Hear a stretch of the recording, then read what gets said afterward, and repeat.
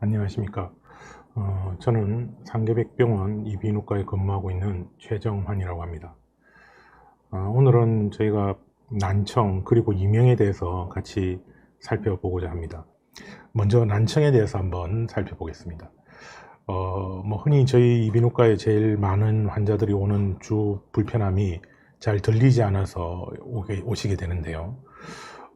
보시는 것처럼 난청 환자들이 많이 증가하고 있습니다. 아마 지금쯤은 50만 명 이상의 환자들이 계실 거라고 생각이 되고, 이비인후과 외래를 방문하게 되면 먼저 저희가 귀를 보게 되는데, 좀 잘 알려져 있는 이런 헤드미러나 아니면 램프 같은 걸 보기도 하고, 또 이경으로 귀 안을 확인을 해보고 있습니다.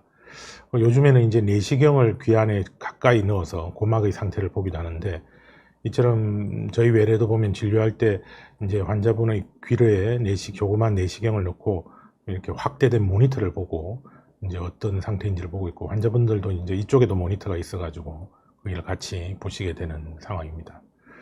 그래서 이렇게 귀 내시경을 보면 고막에 구멍이 있다든지 이랬을 때 아주 가는 조그만 혈관도 보이고, 그 혈관 속을 흐르는 적혈구처럼 그런 붉은 것도 잘 보여서, 예전에 저희가 진료하던 시절에 비해서는 참 많이 발전을 해가고 있는 상황입니다.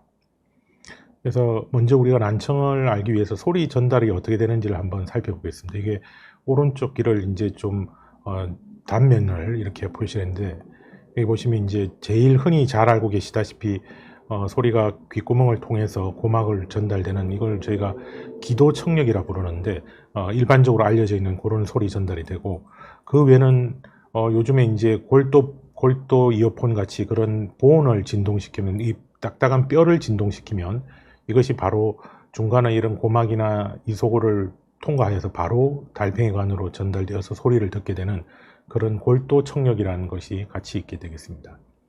그래서 한번 과정을 자세히 보시면, 먼저 귓바퀴를 통해서, 귓구멍을 통해서 소리가 고막을 진동시키게 되면 고막 위에 붙어 있는 이소골이라고 해서, 여기 보면 손가락 위에 이렇게 얹어져 있는 조그마한 세 가지 뼈가 보일 겁니다. 이런 이소골을 진동을 시키게 되고, 이것이 다시 달팽이관으로 전달되어서 달팽이관에서 이게 전기 신호로 바뀌어서 이제 청신경을 통해서 뇌로 전달되고 있고, 또 방금 말씀드린 또 다른 소리 전달인 골도 청력은 뼈를 진동을 시켜서 이러한 과정을 다 통과해서 달팽이관을 진동시키는 이러한 과정으로 소리가 전달되게 되어 있습니다.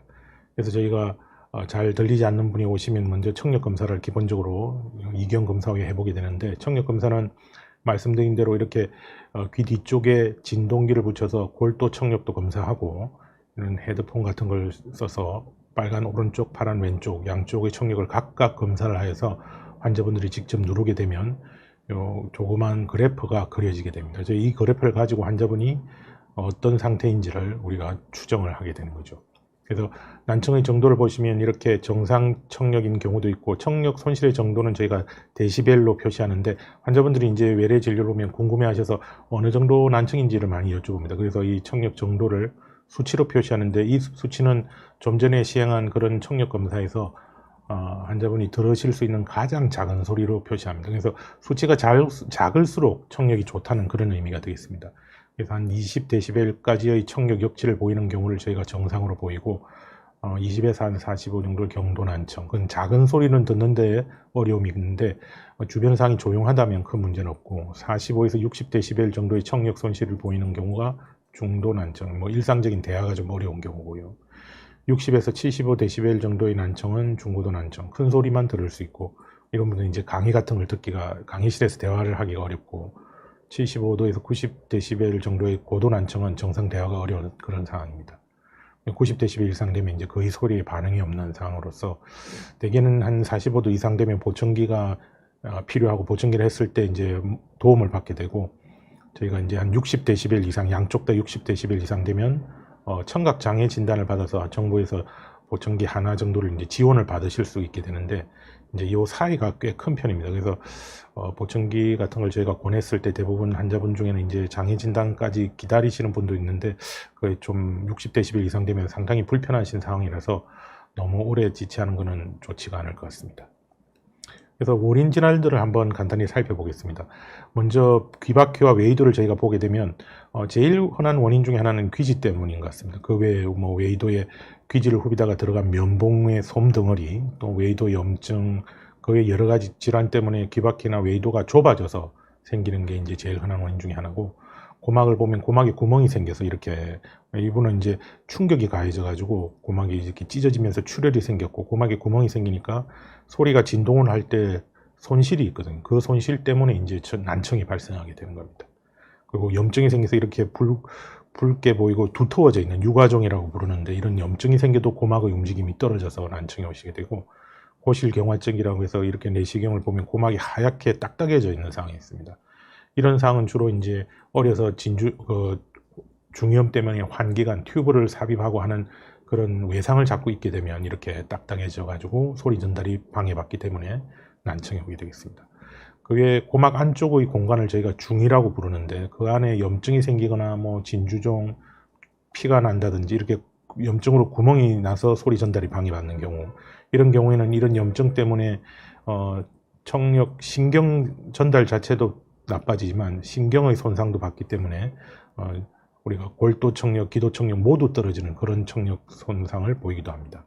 그리고 중이 진주종이라고 아마 병원에 가신 분들은 한 번씩 들어봤을 텐데, 여기 보면 고막은 깨끗하게 보이는데 하얀 진주같이 생긴 게 보입니다. 이게 여러 가지 원인에서 고막 속에서 이렇게 자라는 경우도 있는데, 수술할 때 이렇게 꺼내보면 마치 진주처럼 이렇게 하얀 진주로 해서 이제 진주종이라고 부르는데, 여기 이제 종이라고 했지만 그런 종양은 아니고 그 표피층이 형성되어 있으면서 계속 케라틴이라는 분비물이 만들어져서 점점 자라면서 주위에 뼈를 녹여 들어가는 그런 진주종이 있습니다. 그 외에 뭐 이소골이 부러지거나 이경화증, 중이종양이라 해서 이 고막에 이렇게 하얗게 보이는 게 있습니다. 이렇게 하얗게 고막에서 자라는 혹들 때문에, 또는 고막이 이렇게 빨갛게 보이는 혹, 이제 혈관이 많이 포함되어 있는 종양의 경우에는 이런 모양으로 나타내고 있습니다. 그래서 이제 저희가 제일 많이 알려져 있는 것은 어려서부터 여러 청력 검사를 해본 결과 신생아들이 많은 애들이 여러 가지 뭐 유전성 질환이나 난청 이런 것보다도 훨씬 많은 아이들이 난청을 많이 호소하고 있어서 정부에서도 이제 이런 선별 검사를, 모든 아이들을 대상으로 선별 검사를 시행해서 이제 태어날 때부터 난청이 없는지 확인을 하고 있습니다. 그 이유는 이제 난청이 있는데 이걸 수술을 청력을 개선시키지 않고 그냥 지나게 되면 이제 다른 정상 청력을 가진 아이들에 비해서 학습 능력이나 이런 게 자꾸 처지기 때문에 많이 빨리 그걸 조기에 발견하자는 목표로 청력 선별 검사를 모든 신생아들을 대상으로 시행을 하고 있습니다. 그래서 모든 신생아를 대상으로 생후 3개월 이내 100일이 되기 전에, 대개는 태어나기 전에 검사를 하게 되고, 난청 유무를 확인하게 되고, 난청이 의심이 되면 이제 정밀 검사를 해서 확정을 짓게 되고, 그런 아이들을 6개월 이내에 청각재활은 보통 이제 보청기부터 시작하게 되는데요. 그렇게 해서 소리를 빨리 들려줘서 발달이 제대로 될 수 있도록, 우리 이제 잘 듣지 못하게 되면 이제 말을 하는 게 우리가 말을 한다는 게 소리를 듣고 그걸 흉내내는 거거든요. 그래서 청각 재활을 할 수 있도록 진행하고 있어서 여러 가지, 특히 이제 황달이라든지 이런 의심이 되는 환자들이 이제 소아과에서 저희한테 협진을 의뢰하기도 하고, 또는 소아과에서 언어 발달이 자꾸 처지는 애기들이 혹시 잘 듣지 못해서 그런 건지 이제 청각 선별 검사를 통과를 했더라도 추후에 그런 걸 정밀 검사를 의뢰하기도 하고 있습니다. 뭐 제일 흔히 보는 질환이죠. 급성중이염. 뭐 2세 이하의 아이들이 거의 뭐 3분의 2 이상이 한 번씩은 겪게 되는데, 이렇게 팽팽하게 팽창이 돼 있고, 심한 경우에는 이렇게 고막에 수포가 잡히기도 합니다. 뭐 되게 통증이 아주 심하고 열도 많이 나고 그런 질환이고, 이제 애들도 흔히 앓게 되는 그런 급성 중이염이 되겠습니다. 급성 중이염기가 지나고 나면 많은 아이들이 이제 삼출성 중이염이라고 해서 이렇게 고막에 통증이나 그 열은 없어지지만 이렇게 물이 차 있는 경우가 있습니다. 이렇게 거품 같은 게 보이시죠. 그래서 이런 경우에는 이제 난청만 있게 되는데, 아이들은 통증을 앓은 적이 없이도 이렇게 삼출성 중이염이 오기도 하고, 급성 중이염 이후에 삼출성 중이염이 오기도 하는데, 대개는 한 3개월 정도 기다렸을 때 물이 빠지는 경우가 90% 이상이 돼서 뭐 아주 적극적으로 뭐 수술하진 않지만 3개월이 지나도 계속 삼출성 중이염이 남아 있을 경우에는 청력 검사 결과에 따라서 수술적인 걸 고려를 해보기도 합니다. 그래서 애들이 왜 이렇게 중이염이 많은지는 뭐 구조적으로 이렇게 이관이라고 하는 게, 아이들은 이렇게 수평적으로 되어 있고 짧기 때문에 감기가 걸렸을 때 코를 통해서 균들이 이관을 잘 들어오게 되고, 그걸 보호하는 역할이 떨어지게 되어서 성인에 비해서는 훨씬 더 중이염이 호발하게 되겠습니다. 그리고 한 3개월 경과 관찰 후에도 계속 물이 안 빠지면 이렇게 이제 코로 풍선을 부는 방법이 있습니다. 자가 환기법이라고 해서 좀 전에 보신 그런 이관을 통해서 공기를 자꾸 집어넣는 거죠. 그래서 하면 시간이 지났을 때 이렇게 물이 빠지거나 또 열심히 했을 경우에 물이 다 빠지는 경우도 있고, 그렇게 3개월 동안 이런 치료를 하면서 경과를 관찰하고 그래도 물이 안 빠질 경우에 이제 환기관이라는 걸 삽입하게 됩니다. 고막에 절개를 하고 이런 튜브를 삽입을 하게 되고, 그래서 이제 우측기가 멍멍해서 동네병원에서 이제 계속 고막에 바늘을 넣어가지고 물을 뽑는 치료를 했는데, 이제 바늘을 넣어서 물을 뽑으면 이게 오래 가지 않으니까 여러 번 반복해서 뽑게 되고, 이렇게 되면 이제 호전이 되지 않아서 저희 병원에 오게 되면 이제 이런 환기관을 삽입해서, 이 타입은 이제 만성적인 그런 문제가 있는 분은 이제 좀 이렇게 날개가 긴 튜브를 넣기도 하는데, 이렇게 하면 이제 청력이 개선이 되는 그런 경우가 있고, 환기관 했을 때 지금 보면 청력 우리가 평균을 내겠지만 어쨌든요 위에 20 정도 안에 들어가 있는 게 좋은데, 이분은 아까 좀 전에 보신 분은 아마 중이염을 여러 번 앓으면서 그 높은 음에 대한 신경도 떨어져 있긴 한데, 저음에 대한 삼출성 중이염 소견이 보여서 이제 환기관 삽입하면 이렇게 청력이 개선되는 그런 효과를 보이고 있습니다.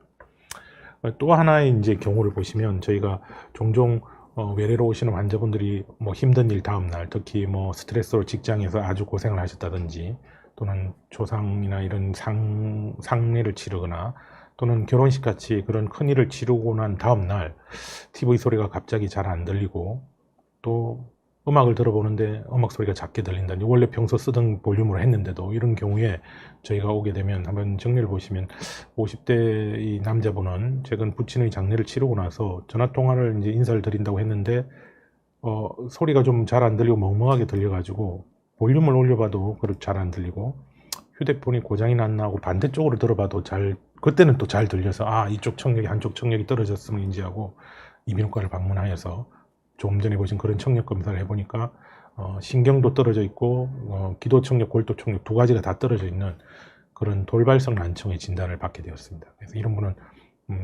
이제 방문 기간이 발생하고 바로 방문을 했기 때문에 치료를 하고 호전이 되었던 그런 경우인데, 이걸 저희가 돌발성 난청이라고 부릅니다. 증상을 보면 갑자기 귀가 멍멍해지고 말이 울리고, 갑자기 삐웅 하는 이명이 들리고, 또 이유 없이 TV 볼륨을 막 높이고, 그럼 가족 중에 그런 분이 계신다면, 그리고 목소리가 커지는데 본인이 잘 들리지가 않으니까 크게 목소리를 내는 그런 경우가 있겠습니다. 그리고 잠자기 들기 전후, 어제 밤까지만 해도 멀쩡했는데 아침에 일어나 놓으니까 잘 들리지 않는다, 이런 경우가 있고, 또 심한 분은 현기증이나 어지럼증, 구토 이런 게 동반되기도 하고, 양쪽 귀로 번갈아 전화를 통화했는데 한쪽이 역시 차이가 난다는 게 느껴진다면 증상이 유력할 것 같습니다. 연령별로 한 분석을 보면 대개 한 40, 50대에서 가장 많고요. 원인은 잘 알려져 있는 건 역시 바이러스 감염이나 혈관 장애가 되겠습니다. 이게 이 그림에 보는 것처럼 이 혈관이 달팽이관에는 이제 마지막 혈관이 되어서 다른 데서 오는 혈관이 없기 때문에 그런 문제 때문에 잘 생긴다고 되어 있고, 그 외에 뭐 파열이나 자가 면역성 질환, 메니에르 증후군이란 병의 초기에도 이제 갑자기 청력이 떨어지는 걸로 시작될 수도 있고, 청신경 종양도 돌발성 난청의 형태로 발생할 수 있습니다.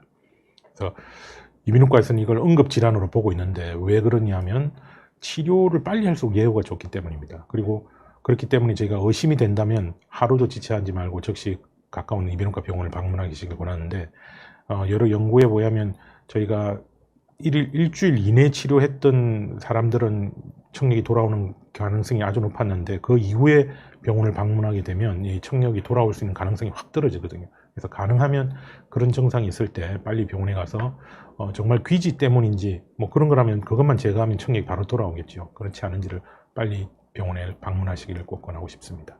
일주일 이내에. 그래서 통계를 보면 회복률이 낮은 경우가 일주일 이상 치료가 지연되어 치료 시작이 늦은 경우, 또는 난청이 심할수록 또 어지럼증이 동반되어 있는 경우. 근데 이런 경우는 사실 우리가 교정을 할 수 없지 않습니까? 그러나 이제 일주일 이상 치료가 지연된 거는 발생했을 때 빨리 병원에만 간다면 좋은 결과를 얻을 수 있기 때문에 이 경우를 꼭 잊지 말고 잘 살펴보시기 바랍니다. 약은 뭐 잘 알려진 대로 스테로이드, 그 외에 혈액순환제, 혈관 확장제, 뭐 이뇨제 이런 것들을 쓰기도 하고요. 그리고 또 여러 가지 이유로 스테로이드 먹는 약을 잘 드시지 못하거나 너무 청력이 나빠서 스테로이드 먹는 약에 반응이 없거나 이런 경우에는 저희가 고막에다 직접 스테로이드 주사를 하게 되는데, 많은 환자들이 이제 주사를 맞기 위해서 병원을 자주 방문하시게 되기도 합니다. 저희는 뭐 지금 현재는 한 총 5회 정도 주사를 하고 있는데, 보시면 청력 저하가 1차 주사했을 때 조금씩 좋아지고, 뭐 최근 환자분인데요, 그 5번 주사할 때까지 상당히 정상에 가깝게 호전되었던 걸 보고, 물론 이런 경우도 저희가 주사 한 1, 2주 안에 빨리빨리 주사를 놓는데 그걸로 끝나는 건 아니고 한 2달 정도 경과를 보게 되겠습니다. 그래서 치료를 받지 않으면 자연 회복률을 기대할 수밖에 없고, 3분의 1 정도는 정상 청력으로 회복되고, 그 외에는 좀 회복이 불완전하거나 소실된 경우는 남는 경우가 있습니다. 그래서 예방은 어떻게 할 것이냐, 뭐 알려진 것처럼 뭐 아주 힘든 상황, 그 상황을 안 겪는다면 제일 좋겠지만 그거는 쉽지가 않고요. 그런 또 치료할 때 아까 스테로이드라는 이야기 썼는데, 이게 이제 그 혈당을 엄청 높일 수 있고 혈압이 높거나 이러신 분들한테는 좀 꺼려지기 때문에 그런 건강 관리를 잘 해놓고 금연 검주를 잘 하시는 게 이제 합병증 예방에 도움이 될 것 같습니다. 일부 환자분들은 청력이 약간 돌아오지 않는 분이 있고, 그런 분들은 저희가 돌발성 난청의 원인 중에 청신경 종양에 의한 그런 경우가 있기 때문에 MRI 촬영을 했는데, 이번 환자를 보시면 4개월 전부터 어지럼과 두통이 있어 오다가 두통약만 간간히 복용하던 중 갑자기 오른쪽 청력이 저하되어 이비인후과를 방문했는데, 청력 검사에서 아주 심한 난청이 있고 어지럼 전정신경 기능 저하가 동반되어서 환자분과 우선 MRI 촬영을 진행을 해보았습니다. 그래서 보면 이런 식으로 청신경 종양이 발견이 되어서 이제 수술을 하게 된 경우가 있는데요. 또 다른 경우로 이제 만성 중이염 환자를 한번 보시게 되면, 이 60세 남자분은 평소에 기가 가렵고 아주 심할 때는 이제 진물이 나오기도 해서 그냥 지내시다가 간간히 약을 쓰고 지내시다가 통증이 없다는 특징이 있습니다. 이게 진물이 뭐 나오고 이래도 아프진 않으시거든요. 근데 동네 병원에서 가서 이제 진물 많이 나올 때만 항생제를 복용하시고 이렇게 했는데, 어느 날은 항생제를 아무리 먹어도 이제 진물이 계속 멈추질 않는 거죠. 그래서 저희 병원에 왔을 때 보면 고막이 천공이 크게 있고 아래쪽으로는 진물이 이렇게 나와 있습니다. 양이 많지 않으면 이게 외이도 바깥으로 흘러나오기 전에 말라버리니까 밖으로 진물이 보이진 않는데, 양이 많으면 이제 바깥까지 흘러나오게 되죠. 가려움증이 있는 게 이제 진물이 계속 흐르고 있다는 한 증상일 수도 있습니다. 그래서 이제 이런 경우에는 항생제 감수성 검사를 먼저 시행하는데, 진물을 채취를 해서 균을 키워보는데 역시 항생제 내성균이 나왔습니다. 그렇기 때문에 이제 항생제가 듣지 않았던 거죠. 이런 분은 이제 정맥주사, 내성 항생제에 대한 정맥주사를 시작을 하고 수술 날짜에 맞춰서 입원해서 수술을 하게 됩니다. 또 하나의 경우는 여기 보시는 그림처럼 이렇게 고막이 있는데 그 위에 뼈가 원래 쌓여 있어야 되는데, 그쪽이 이렇게 진주종이라고 하는, 그 아까 동그랗게 보이는 그런 진주종 타입도 있고, 이건 보통 선천성 진주종이라고 하는데, 지금처럼 이제 위에 터져 있으면서 뼈를 녹여 들어가는 진주종도 있습니다.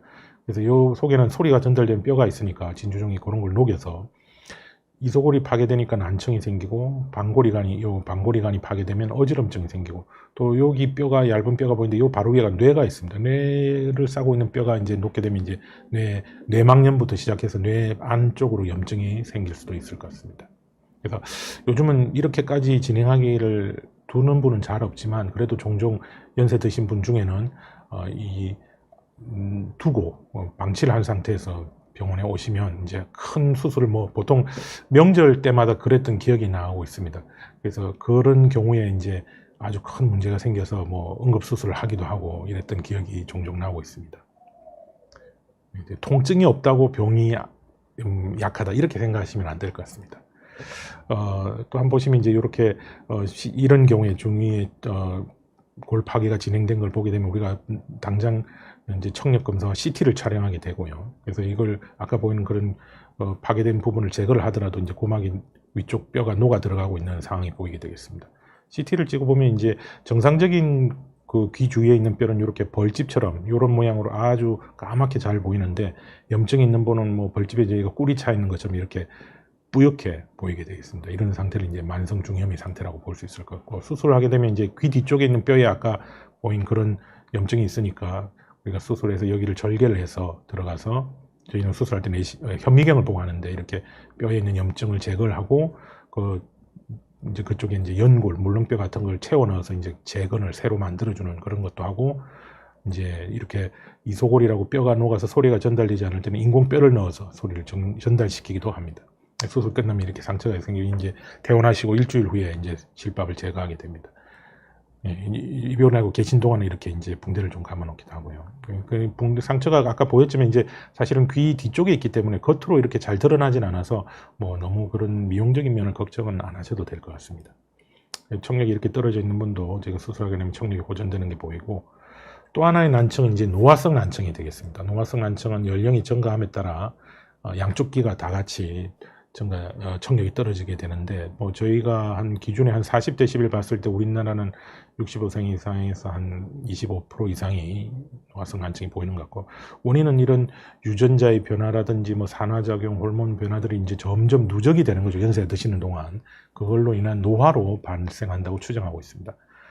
청력이 나빠지면 청력 역치가 감소하니까 소리가 잘 들리지 않고, 특히 판별력이 감소되는데, 우리가 그 노인성 난청의 특징이 이제 고주파, 높은 음 듣는 청력이 떨어지니까, 우리가 높은 음 청력이 주로 우리나라 말 중에 시옷, 지읒, 치읓과 같은 자음을 구별해주는 청력이거든요. 그쪽이 떨어지니까 소리는 들리는데 이게 단어가 구별이 안 되는 거죠. 저희 뭐 유명한 게 이제 춘천에 가자 했는지 순천에 가자 했는지 시읒, 치읓 이런 게 구별이 안 되니까 뭐 다시 되묻거나 또 방향을 모르게 되는 거죠. 처음에는 자꾸 되묻지만 이제 자꾸 이런 게 그런 상황을 자꾸 겪게 되면 이제 그냥 못 들은 척 하시거나 이렇게 돼서 본인은 크게 불편하지 않다 이렇게 생각이 되시게 됩니다. 이게 난청이 되면 이제 방금 말씀드린 대로 그런 대화의 장소를 자꾸 피하게 되고, 사람 만나는 걸 싫어하니까 우울증이나 삶의 질이 저하되고, 또 요즘에 이제 치매와 관련성이 아주 많이 연구가 되었습니다. 그래서 난청이 있는 쪽은 이제 이렇게 뇌가 위축이 되기도 하고, 뭐 방송에서 여러 번 했었죠. 난청을 방치하다가 치매를 키우고, 노인성 난청을 방치하면 치매가 온다고 했는데, 실제 조금 전에 26에서 40dB 같은 경도의 난청 때는 정상 청력을 가진 분보다 한 2배 정도 치매 발생률이 높아졌는데, 중등도 난청일 때는 3배, 고도 난청일 때는 5배 이상의 치매 발생률이 높아져서, 제가 치매를 예방하는 가장 효율적이고 손쉬운 방법은 난청을 치료하는 겁니다. 그 외의 방법들은 사실 치료가 어려운 일인데요.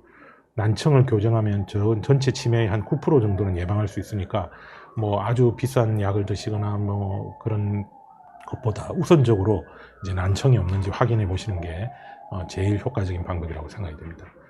그래서 뭐 일단 노인성 난청이 오면 이제 아직까지 어떤 특별한 약으로 회복을 시킬 수는 없고, 예방을 위해서 노력하시고 조기 진단을 위해서 노력해야 될 것 같습니다. 그리고 일단 난청이 확인되면 청력 재활을 위해 힘써야 되는데, 뭐 시끄러운 게를 좀 피하시고 조용한 공간에서 대화하실 때는 TV나 라디오를 끄고 그렇게 하시고, 이제 보청기나 인공호흡 수술에 대한 것을 좀 마음을 넓게 여시고 해야 될 것 같습니다.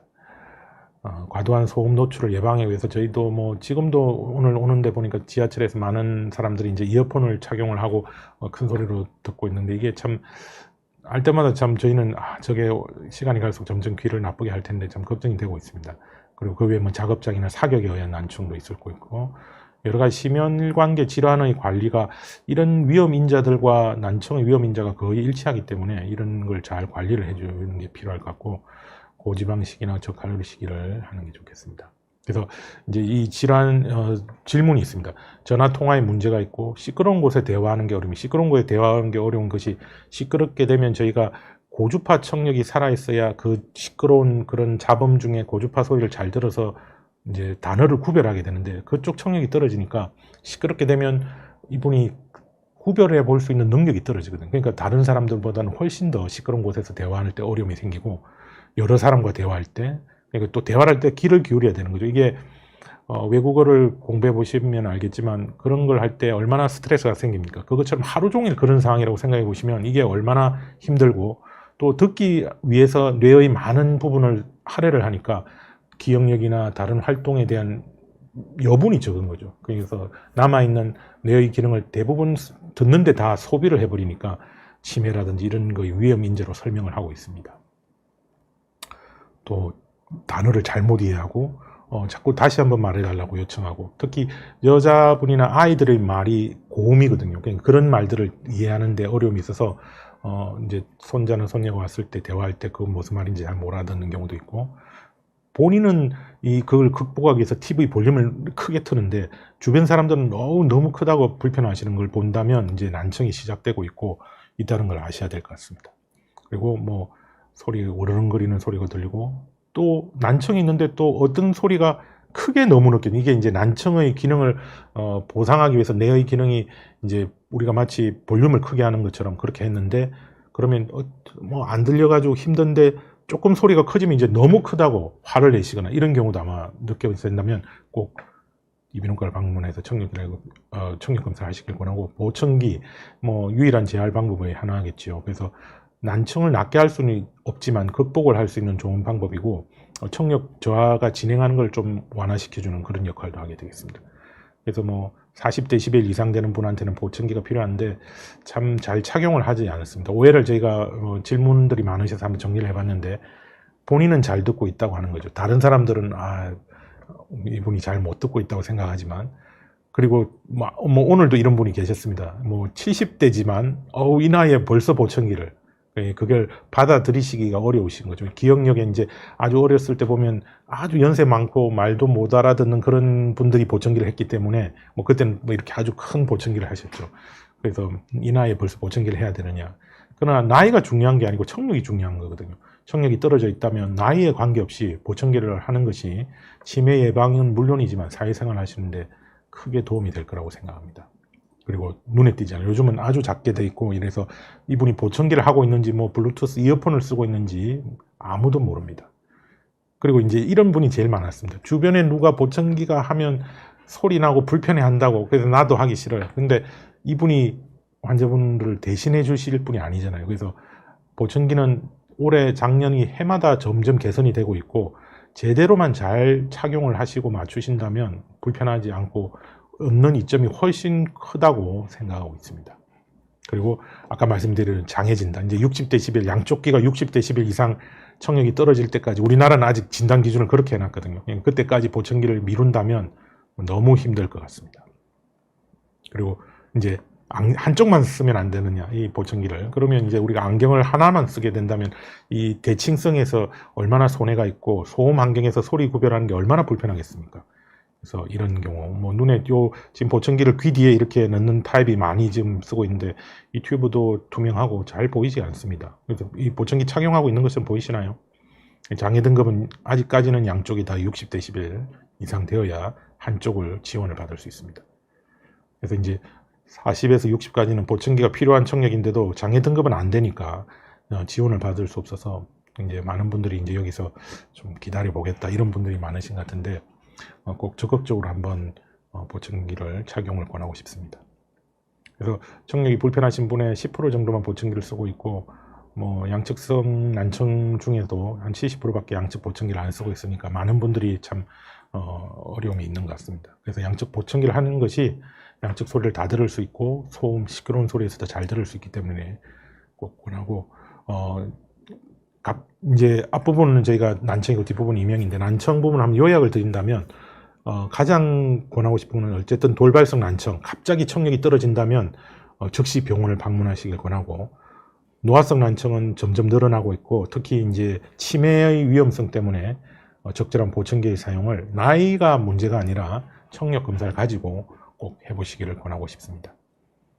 네, 이제 난청은 이 정도로 이제 마감을 하고, 또 이명에 대해서 이제 말씀을 드리면 오해들이 많으신 것 같습니다. 이명은 불치병인가요? 이명을 방치하면 난청이 오나요? 이런 말씀도 많이 있고, 그러나 이명은 불치병은 아니고 환자분과 의료진이 같이 노력해서 많이 줄일 수 있고 편하게 지내실 수 있는 그런 질환, 증상이라고 생각이 되고, 이명을 방치해서 난청이 오는 게 아니라 사실 난청이 오면 이명이 생길 수 있다는 걸 아셔야 되고, 이명이 너무 커져서 이 청력이 떨어질까 봐 걱정된다는 것은 사실은 이제 앞뒤가 바뀐 말씀일 것 같습니다. 그리고 이명의 정의는 역시 외부에서 어떤 소리가 오는 게 아니고 우리가 신체 내부에서 느끼는 증상이 될 거고, 환청과는 좀 다른 거죠. 환청도 외부에 누가 소리가 있는 건 아니지만 여자가 속삭이고 누가 노래를 부르고 악마가 이런 거는 우리가 종종 이런 문제로 이비인후과를 방문하시는데, 사실은 이거는 난청은 아니고 이명은 아니고 환청이 되겠습니다. 이런 경우 즉시 저희가 정신과에 의뢰를 드려서 진료를 볼 수 있게 하고 있습니다. 성상은 뭐 이런 소리들이 한 가지가 아니고 여러 가지가 나는 경우도 있고요. 환자 추이는 한 30만 명 전후로 계속 유지되고 있는 것 같습니다. 발생 빈도는 한 3분의 1이 느끼는데 그 중에 3분의 1은 지속적이고, 또 전체 성인의 한 5%는 불편함을 느끼고 1% 정도 환자분이 이제 심각한 이명을 느껴서 병원에 방문하시고 있고, 어떤 분은 이명이 있어서 문제가 있어서 와서 검사를 해보고 싶다 이런 분도 계십니다. 근데 이제 실제 이명을 느껴서 괴로워서 오시는 분들은 실제 이명이 있는 분 중에 일부분인 거죠. 그래서 이명은 크게 자각적, 주관적, 본인만 느끼고 있는 이명이 있고, 타인도 들을 수 있거나 여러 가지 혈관이나 근육이 진동이 있어서 박동이 생기는 그런 이명도 있습니다. 그래서 오늘 첫 파트에 봤던 그런 난청들도 이명이 주 원인이 되고 있고, 경추나 근육 이상 또는 혈관과 같은 그런 박동이 있는 경우, 또 구개근 경련이나 중이강내 근육, 아까 이속을 보셨잖아요. 그런 거에 근육들이 있는데 맥박보다는 훨씬 빠른 속도로 진동을 일으키고, 실제 저희가 고막을 보면 진동을 막 하는 게 보이는 경우도 있습니다. 그 외에 지속적 이관 개방이라고 해서 아까 이관이라고 좀 애기들 설명을 드렸었는데, 그 이관이 평소에 닫혀 있다가 침을 삼키거나 할 때 이렇게 한 번씩 열려야 되는데, 그게 아니라 이게 아주 뭐 과한 다이어트를 한다든지 여러 가지 원인에서 이게 지속적으로 열려 있을 때 본인의 목소리가 귀에서 들리거나 숨소리가 귀에서 들리는 그런 경우도 있습니다. 그래서 그런 경우를 우리가 이명이라고 이제 넓게는 말할 수 있을 것 같습니다. 박동성 이명은 요 달팽이관 주위에 있는 혈관들이 있는데요. 여기서 보시면 이렇게 붉게 보이는 그런 구조물을 볼 겁니다. 그래서 이 혈관이 고막 안쪽에 이렇게 튀어나와 있어가지고 그 박동을 느끼는 경우도 있고, 또는 뼈 속에 이렇게 닫혀 있어야 되는 혈관이 있는데, 이게 이소골이 귀를 싸고 있는 유양동이라는 이 척두골이 구멍이 뻥뻥 뚫려 있는데, 발달을 하는 과정에서 그 구멍이 뚫려 있는 사이로 혈관이 삐져나온 거죠. 그러면 이제 그 박동이 달팽이관까지 들리게 되는 그런 상황이 되겠습니다. 그 외에 이제 혈관 촬영하면 이런 꽈리 같은 게 보이기도 하고, 그게 이제 시술을 통해서 그 꽈리를 없애주는 그런 시술을 하기도 하고, 여러 가지 혈관들을 이제 평가를 합니다. 그래서 뭐 어떤 박동성 이명이냐에 따라서 뭐 혈관 촬영을 하기도 하고, 정맥 촬영, 동맥 촬영 이런 걸 따로따로 하기도 하고, 이렇게 맥박을 띄는 소리도 들리고 있고요. 그래서 이제 이렇게 혈관이 확장되어 있는 분도 계시고, 혈관이 좁아져서 이렇게 우리가 물을 뿌릴 때 좁게 하면 빨리 나가지 않습니까? 그러니까 속도가 빠르면서 그런 걸 느끼시기도 하고, 또 이속을 주위에 조그만 근육들이 뭐 대부분 스트레스 상황이나 긴장을 하거나 뭐 눈을 깜빡거린다든지 이런 거와 연동이 되어 가지고 박동을 일으키는 그런 이명도 있습니다. 그래서 이명의 악순환이라고 있는데, 보통 이명을 느껴도 그냥 지나가는 분이 대부분인데, 이거에 그 당시에 스트레스가 심했다든지 힘든 일이 있으면 이게 부정적인 감정과 연관이 되면서 이게 청력이 나빠지는 전조증상이 아닐까, 뭐 아니면 내가 살기가 너무 힘들어서 이런 게 생겼나, 이런 여러 가지 부정적인 감정과 있는 그런 뇌의 부분과 연동이 되면서 뇌 청각 중추에서 원래 이명이 있으면 억제를 하는 기능이 있는데, 이것이 저하되고 이명의 인식이 증가되면서 불안은 더 심해지고 하는 이런 악순환이 점점 되면서 이제 이명에서 벗어나지를 못하게 되는 거죠. 그래서 뭐 흔히 주위에서 이명 별거 아니니까 무시하고 살아라고 하지만, 이분들한테는 그게 무시가 되지 않는 상황이 온 거죠.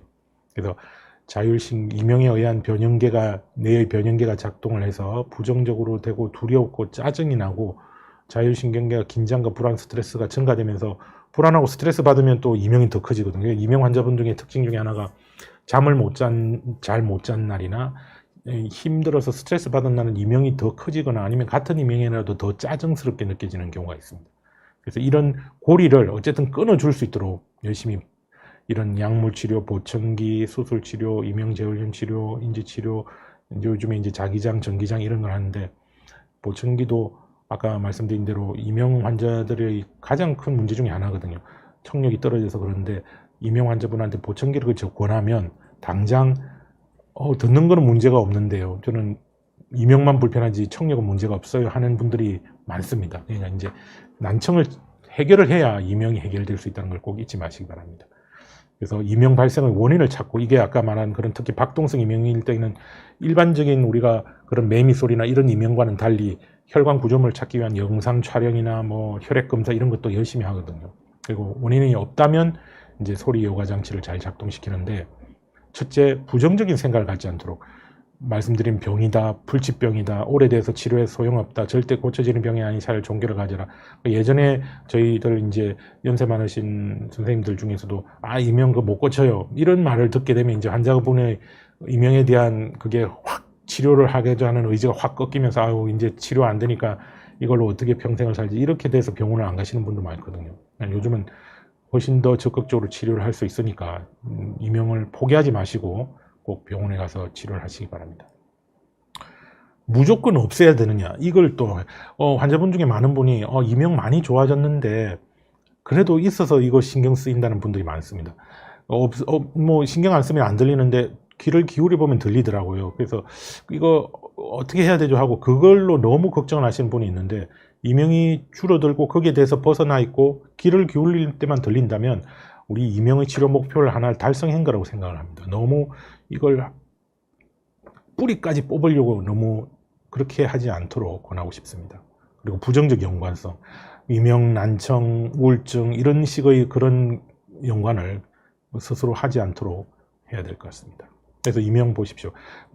어두운 방에 이렇게 촛불을 켰을 때는 아주 밝지만 밝은 방으로 나오면 촛불이 약해지지 않습니까? 그래서 소리 치료라고 해서 이명을 적게 느끼기 위한 우리가 그 소리를 듣게 하는 그런 치료와, 그 다음에 부정적인 반응을 바꾸기 위해서 설명을 드리고 또 안정제라든지 다른 약물 치료를 같이 하면서 이 부분을 해결을 해야 될 것 같습니다.